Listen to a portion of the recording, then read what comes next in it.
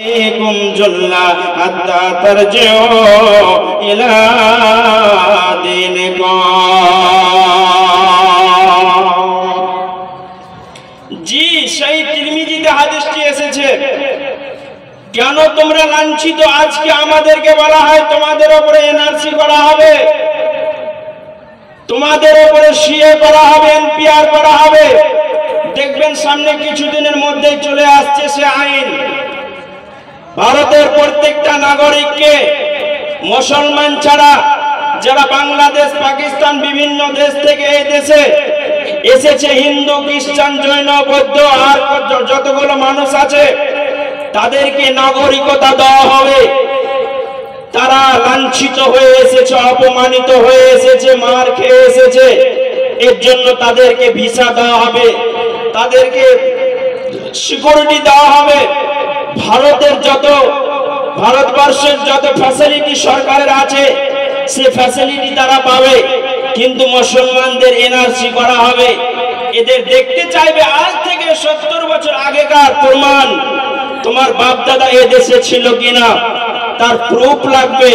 Voter ID মানা যাবে না, আধার কার্ডকে মানা যাবে না, আপনার পাসপোর্ট ছবিকে এগুলোকে মান্যতা দেওয়া যাবে না। এই হচ্ছে ভারতবর্ষ। আজ এটা হচ্ছে কেন? আল্লাহ রাব্বুল আলামিন তিনি বলছেন, যখন আমার সঙ্গে সম্পর্ক তোমরা ছিন্ন করে দেবে, আমাকে যখন তোমরা ত্যাগ করে দেবে, আমি একটা জালেম শাসক তোমাদের উপরে কায়েম করে দেব। যখন আমার সঙ্গে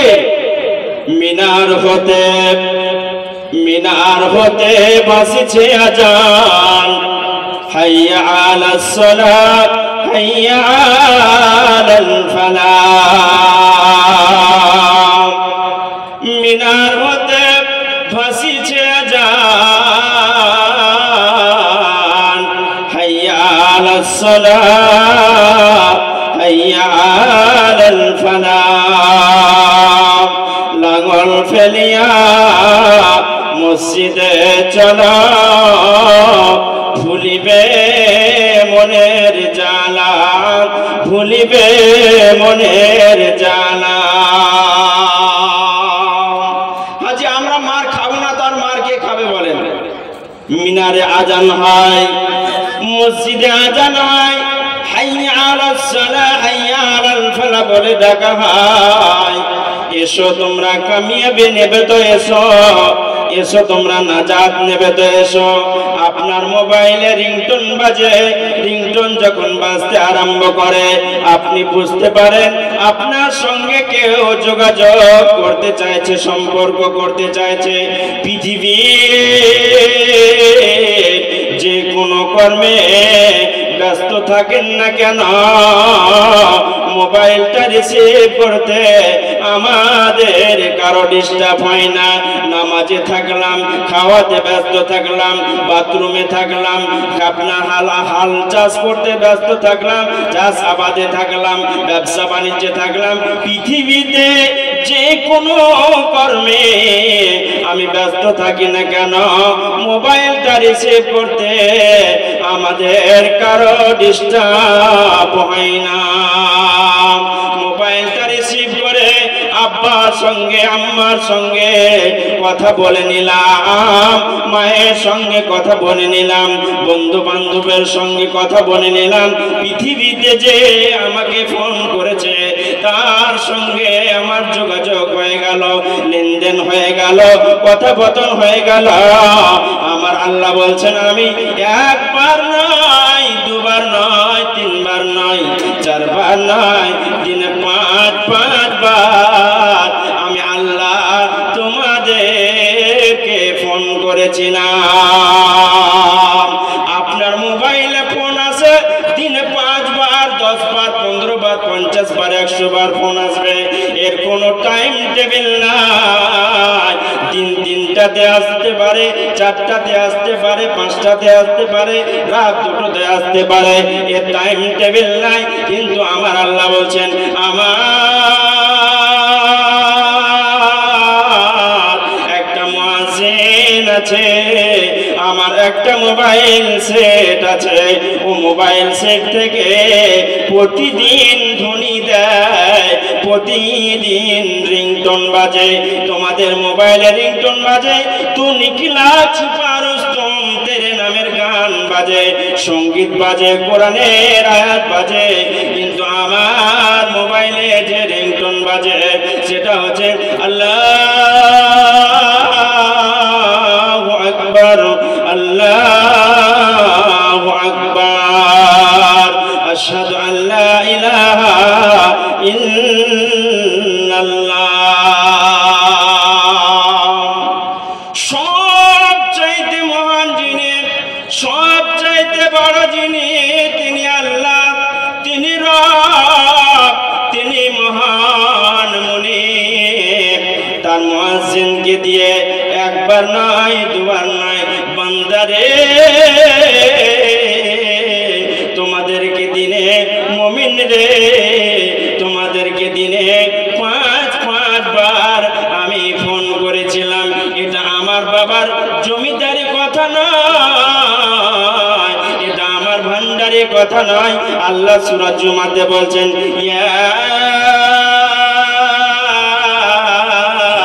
আইয়ুহাল্লাযীনা আমানু ইযা নুদিয়া লিস-সালাহ মিন ইয়াউমিল জুমআহ ফাসআউ ইলা যিকরিল্লাহি ওয়া জারুল বাইআ যালিকুম খায়রুল লাকুম ইন কুনতুম তা'লামুন। মুয়াজ্জিন যখন আযান দিল, হাইয়া আলাস সালাহ বলে, আসসালাতু খায়রুম মিনান নাম, ঘুমটাকে ত্যাগ করে দাও, গরম বিছানা ত্যাগ করে দাও, ঠান্ডা পানিতে উজু করে নাও, গরম পানিতে উজু করে নিয়ে আমার আদালতে চলে এসো, আমার পার্লামেন্টে তোমরা চলে এসো, আমার সঙ্গে তোমরা সরাসরি কথা বলো। নরেন্দ্র মোদী আজ তোমাদের উপরে জুলুম করছে, জুলুম করতে পারবে না। তোমরা যদি একবার আল্লাহর হয়ে যাও, জঙ্গে বাদরে আল্লাহর নবী দোয়া করেছিলেন, আল্লাহুম্মা ইনতাহলিক হাযিহিল ইসাবা লাম তুবাদ ফীহি আবাদা। 313 জন সাহাবাকে নিয়ে জঙ্গে বাদরে তিনি দোয়া করেছিলেন। আল্লাহর নবী বাবুর গাছের ওপরে একটা চাদরকে টাঙিয়ে দিলেন, টাঙিয়ে দেওয়ার পর 2 রাকাত নামাজ পড়লেন। 2 রাকাত নামাজ পড়ার পর 2টি হাত তুললেন, তোলার পরে আল্লাহকে বলছেন, আল্লাহুম্মা ইনতাহলিক হাযিহিল ইসাবা লাম তুবাদ ফীহি আবাদা। আল্লাহ গো, তুমি তো জানো আবু জাহেলের জন্য, উমরের জন্য তোমার কাছে দোয়া করেছিলাম, বড় কষ্ট করে, বড় মেহনত করে 313 জন সাহাবাকে সুশীল সমাজে নিয়ে এসেছি, ইসলামের ছায়াতলে নিয়ে এসেছি। এর জন্য লাঞ্ছনার শিকার হতে হয়েছে, এর জন্য বঞ্চনার শিকার হতে হয়েছে, এর জন্য অপমানিত হতে হয়েছে, এর জন্য গালি খেতে হয়েছে। রব মালিক রে, তোমার স্বাধীনতা তোমাকে দিয়ে দিলাম। এরা যদি শহীদ হয়ে যায়, এরা যদি মরে যায়, তোমার মসজিদে আজান দেনেওয়ালা কেউ থাকবে না, তোমার মসজিদে কোরআন পড়নেওয়ালা কেউ থাকবে না, নামাজ পড়নেওয়ালা কেউ থাকবে না। কাকে হেদায়েত দান করব, কাকে হেদায়েতের কথা বলবো, আর কেউ থাকবে না। তোমার স্বাধীনতায় ছেড়ে দিলাম, তোমার স্বাধীনতায় ছেড়ে দিলাম। 313 জন সাহাবা নিয়ে জয় পেয়েছিল, 313 জন নিয়ে জয় পেয়েছিল। তো আমাদের কি জয় হবে না? অবশ্যই জয় হবে, যদি আমরা মুমিন হয়ে যাই, মুত্তাকি হয়ে যাই। আল্লাহ রাব্বুল আলামিন তিনি আমাদের সঙ্গে আছেন। আমরা ডাকতে আল্লাহকে পারি না। আজকে পার্টির মিছিলে পিছনে পিছনে বন্দে মাতরমের স্লোগান আমরা দিয়ে বেড়াই। একজন মোটা মুসাল্লিও দেয়, দেয় না গো বন্দে মাতরমের স্লোগান? বন্দে মাতরমের স্লোগান আপনারা দেন না? কে কে দেন? হাত তুলেন তো, হাত তুলেন। বন্দে মাতরমের স্লোগান কে কে দেন? হাত তুলেন না গো, লজ্জা লাগছে। যে তৃণমূলের পার্টির পিছনে যেছেন, কংগ্রেসের পিছনে যেছেন, বিজেপির পিছনে যেছেন, আপনার সিপিএম এর পিছনে যেছেন, নামাজ পড়ছেন আর বন্দে মাতারামের স্লোগান দিচ্ছেন, আপনার দোয়া কবুল হবে? বন্দে মাতারাম বলা যাবে না, মুসলমান বলতে পারে না। বন্দনা চলবে একজনের, তিনি হলেন আল্লাহ।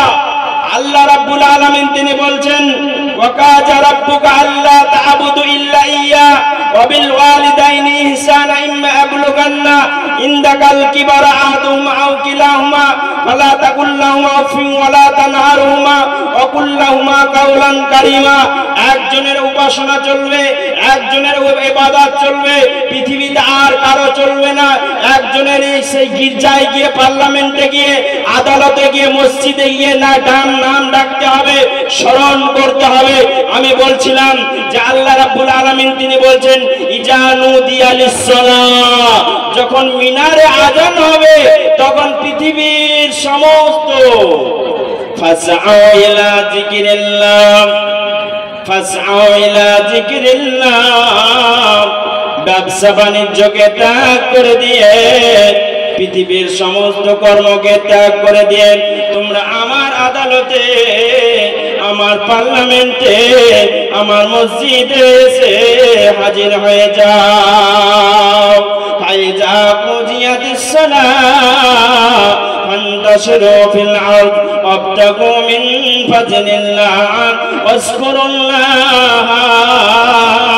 কাসীরান লাআল্লাকুম তুফলিহুন। যখন নামাজ সমাধা হয়ে যাবে, নামাজ যখন সম্পূর্ণ হয়ে যাবে, নামাজ যখন শেষ হয়ে যাবে, জমিনে তোমরা ছড়িয়ে পড়ে যাও, ইবাদত বান্দেগি তোমরা করো, জিকির আজকার করো, তাসবিহ তাহলিল করো, রুজি সন্ধান করো, হালাল রুজি সন্ধান করো, হারাম রুজি সন্ধান করতে যেও না। আজকে উৎপীড়ন জুলুম কেন? আমি বলছিলাম হাদিসটার কথা। আল্লাহর নবী তিনি বলছেন, ওয়াইজা আখাযতুম আযনাবাল বাকার সাল্লাল্লাহু আলাইকুম যুল্লা হাত্তা তারজিউ ইলা দীনিকুম। আল্লাহর নবী, বিশ্ব নবী জনাবে মুহাম্মদুর রাসূলুল্লাহ সাল্লাল্লাহু আলাইহি সাল্লাম তিনি বলছেন, তোমাদের উপরে অত্যাচারটা কেন, জুলুমটা কেন, তার রোগটা শুনে নাও। রোগ হতে গেলে তো ওষুধ লাগবে, ওষুধ লাগবে না? লাগবে না গো? রোগ হতে গেলে ওষুধ লাগবে তো? নারে তাকবীর। যে রোগ হতে গেলে তো ওষুধ লাগবে। তো আল্লাহ রাব্বুল আলামিন তিনি রোগের ওষুধ দিচ্ছেন। না, বিশ্ব নবী জনাবে মুহাম্মদ রাসূলুল্লাহ সাল্লাল্লাহু আলাইহি সাল্লাম তিনি রোগের ওষুধ দিচ্ছেন। কি বলে? তোমরা যখন গরুর লেজ ধরে থাকবে, চাষ আবাদে মত্ত থাকবে, ব্যবসা বাণিজ্য নিয়ে যখন তোমরা পাগল পারা হয়ে যাবে, যখন তোমরা চাকরি বাকরি করবে, টাকা টাকা টাকা টাকা, ব্যবসা বাণিজ্য এই নিয়ে যখন তোমরা পাগল হয়ে থাকবে, আল্লাহ উপর থেকে একজন জালেম শাসক কায়েম করবে, তোমাদের উপরে স্টিম রোলার চালাবে, জুলুম চালাবে, অত্যাচার চালাবে। ওই অত্যাচার যাবে না, অত্যাচার যাবে না, জুলুম যাবে না, অত্যাচার যাবে না। হাত্তা তারজিউ ইলা দীনিকুম, যতদিন পর্যন্ত মসজিদ মুখী না হয়ে যাবে, আদালত মুখী না হয়ে যাবে, পার্লামেন্ট মুখী না হয়ে যাবে, মসজিদে দরজায় গিয়ে না পড়ে যাবে, ততদিন জুলুম চলবে, অত্যাচার চলবে, অত্যাচার চলবে। মসজিদ মুখী হয়ে যাও, মাবুদকে বলো, মাবুদ একজন জালেম শাসক এসেছে, আমাদের উপরে স্টিম রোলার চালাচ্ছে, নরেন্দ্র মোদীকে সিধা করে দাও, অমিত শাহকে সোজা করে দাও। পৃথিবীতে বড় বড় মাস্তান এসেছে, নমরুদ এসেছে, হামান এসেছে, কারুন এসেছে, কত আপনার ফেরাউন এসেছে, কত মাস্তান এসেছে, গেছে, মাস্তান গুলো চলে গেছে, এরা মাস্তানি ভারতবর্ষে করছে, এদেরকেও চলে যেতে হবে। বাল ঠাকরে বলেছিল মুসলমান ভারতের ক্যান্সার, যতদিন পর্যন্ত মুসলমান ভারতে থাকবে ততদিন পর্যন্ত ভারত সুসংশোধন হবে না, সুধার হবে না, এটা ক্যান্সারে জড়িত থাকবে। আজ বাল ঠাকরে দুনিয়া ত্যাগ করে চলে গেছে। আমাদেরকে বাল ঠাকরে ক্যান্সার বলেছিল। যেই মুসলমানেরা जब गुलिस्तां को खून की जरूरत पड़े, जब गुलिस्तां को खून की जरूरत पड़े, सबसे पहले हमारी गर्दन कटे, फिर भी कहते हैं हमसे अहले चमन, ये चमन हमारा है तुम्हारा नहीं। আমাদের পাকুড়ে দেখলাম প্রত্যেকটা দোকানের সামনে জয় শ্রীরাম লেখা আছে, পতাকাতে করে ঝুলানো আছে। আরএসএস এর কর্মীর কমি নাই। আজ ইসলামকে উদ্দিন করার জন্য, ইসলামকে উঁচু করার জন্য, উঁচু মাকাম করার জন্য মানুষকে খুঁজে পাওয়া যায় না। কিন্তু নরেন্দ্র মোদী বলেন, মমতা ব্যানার্জি বলেন, এদেরকে মন্ত্রিত্ব করার জন্য, মুখ্যমন্ত্রী করার জন্য দরকারে প্রয়োজনে জান দিয়ে দিবে, জানের কুরবান করে দেবে।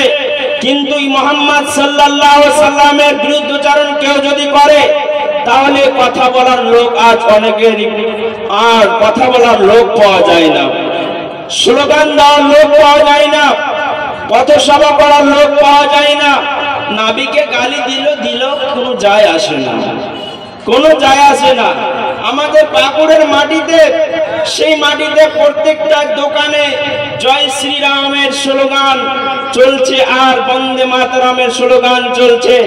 বন্ধুগণ আমার, আজকে তারা সবল শক্ত রাম মন্দিরের উদ্বোধন হয়ে গেল। আপনারা সকলে জানেন না জানেন না? জি ভাই বলেন, জানেন না জানেন না? জানেন না জানেন না? জানেন। কিন্তু দেখেন, जब गुलिस्तां को खून की जरूरत पड़े, सबसे पहले हमारे गर्दन कटे। ইংরেজকে তাড়াবার জন্য যখন প্রয়োজন পড়েছিল, মুসলমান সবচাইতে আগে স্লোগান দিয়েছিল, আন্দোলন করেছে। অনেক মানুষ শহীদ হয়ে গেছেন, মারা গেছেন। দিল্লি ইন্ডিয়া গেটে আজও পর্যন্ত মুসলমানেরা সংখ্যায় বেঁচে আছে। এরা দেশকে কুরবানি করেছে, দেশকে আজাদ করেছে। এদের কোনো ঘাটতি নাই, এদের কোনো কমতি নাই। তারপরে বলে ये चमन हमारा है तुम्हारा नहीं। आरएसएस এরা বুকে বলে এই দেশটা আমাদের, তোমরা হলে পাকিস্তানের, তোমরা হলে বাংলাদেশের। বাংলাদেশ চলে যাও, পাকিস্তান চলে যাও, শ্রীলঙ্কা চলে যাও, আফগানিস্তান চলে যাও, এ দেশের মাটিতে তোমরা থাকতে পাবে না। জীবন চলে যায়, চলে যাবে, কিন্তু এই জমিন থেকে আমরা কোথাও যাব না। জীবন চলে যায়, চলে যাবে, নিজের মাতৃভূমিতে জীবন দিয়ে দেব, কিন্তু মাতৃভূমি ত্যাগ করব না। বাবা মারা গেছে, দাদা মারা গেছে, দফন হয়েছে ভারতের মাটিতে। আমার বাপ দাদারা দেশের জন্য কোরবানি করেছে, কেন আমরা দেশ ছেড়ে যাব? এ দেশ ত্যাগ করে আমরা যাব না।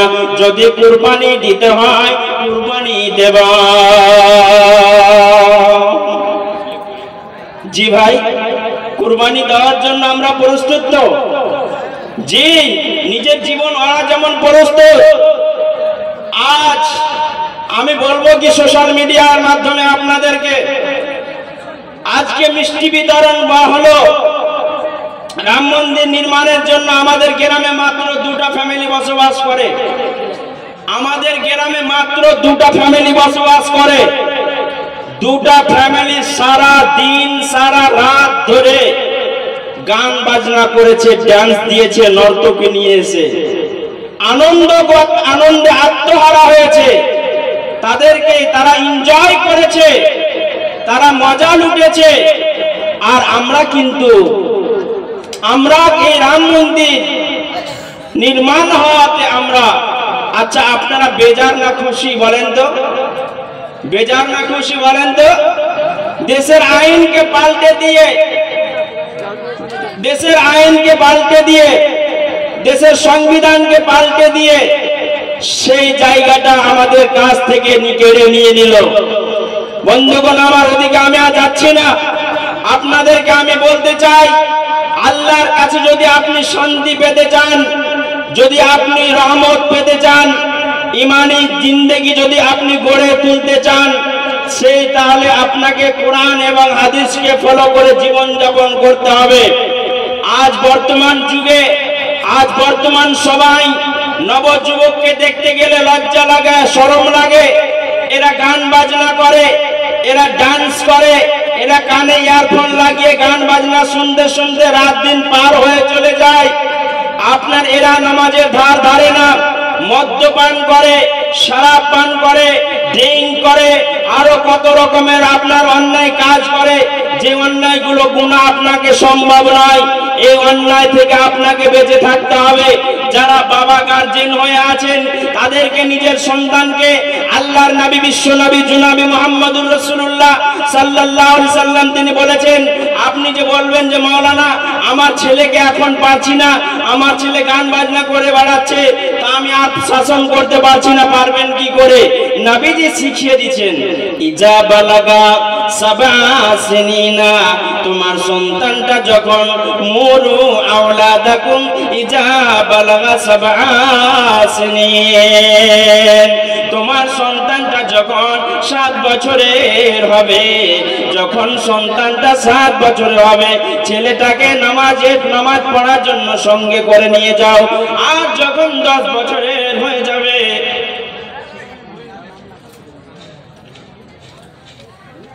যখন 10 বছরের হয়ে যাবে, তখন তোমরা কি করো?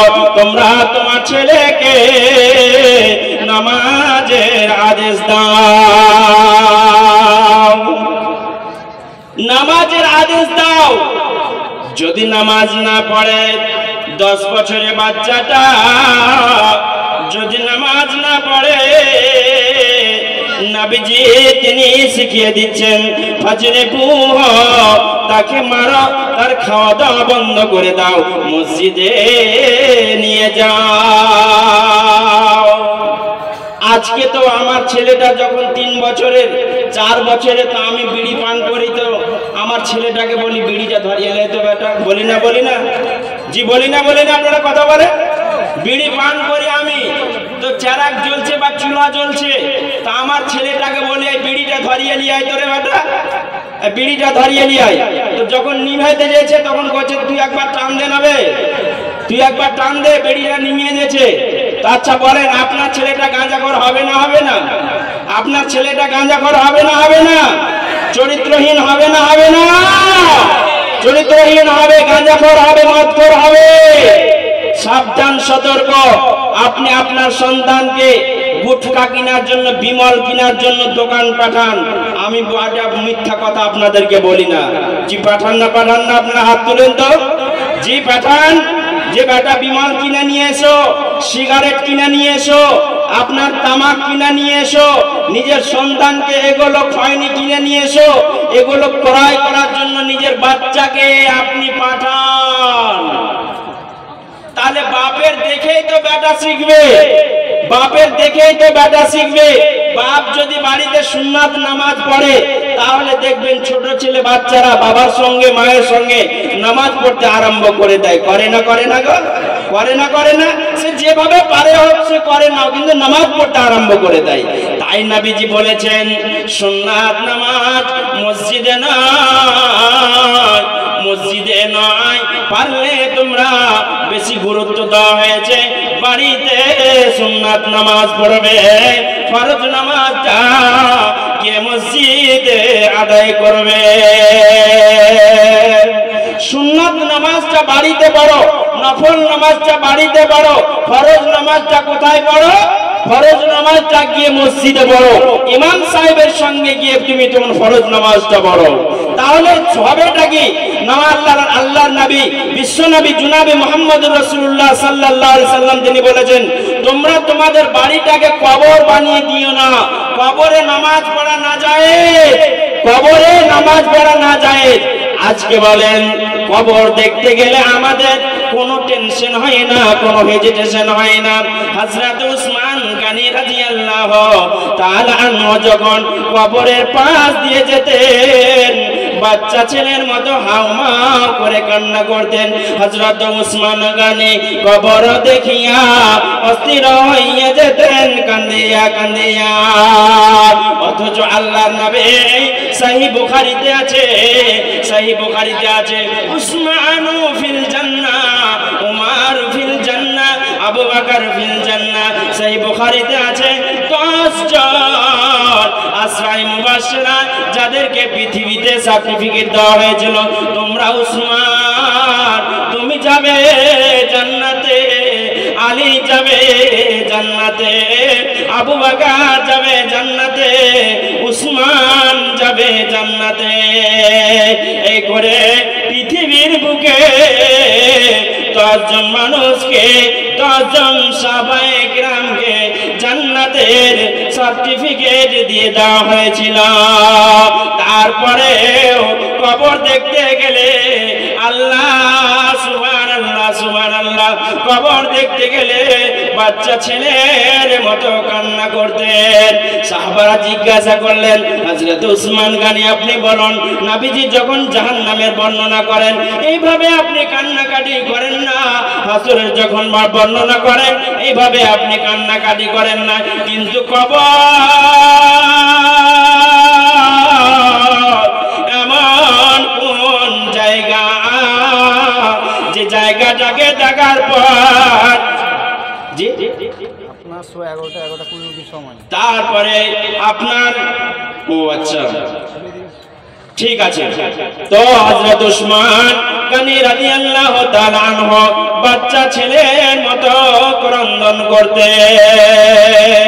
যাক আমি আর ওদিকে যাচ্ছি না, আমার 11:30 পর্যন্ত টাইম, তারপরে প্রধান অতিথি চলে আসবেন। জি ভাই, তো আমার হাতে 100 টাকা একজন দিয়ে গেছে। জি ভাই, একজন 100 টাকা দিয়ে গেছে। আল্লাহ তুমি দানকে সদরে গ্রহণ করো, মঞ্জুর করো, কবুল করো।